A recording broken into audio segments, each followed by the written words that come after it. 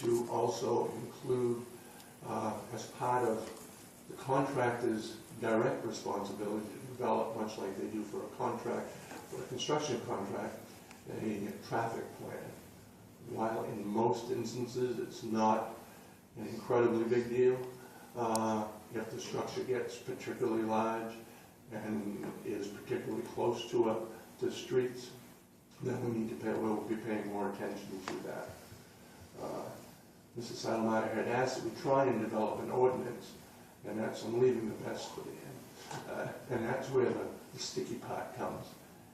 It seems that the state has adopted a international building code which speaks in general terms about what needs to be done during demolition. And there seems to be conversation, and maybe Ed can basically jump in at this point. Basically, the state has the Maine Uniform Building Code has been adopted by the state. All municipalities that have adopted the building code have to adopt that building code. And under that building code, municipalities are preempted when doing any modifications or changes or amendments to the building code. Those can only be done by the state. So it's a question of whether we could legally adopt an ordinance regulating any element of building demolition since it's in the building code. So you could probably argue it might be possible, but it might not as well.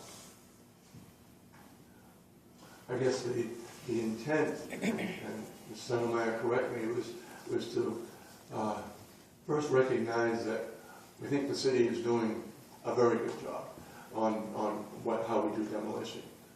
But it's not clear that private contractors need to follow the same protocols that we do.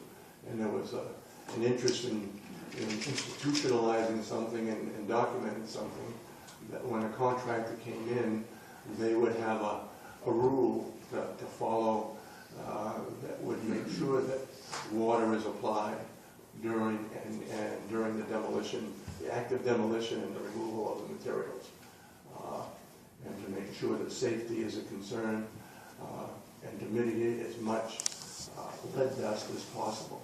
So, and there is a process, there is a state technical and building code standards board that is charged with review and amending the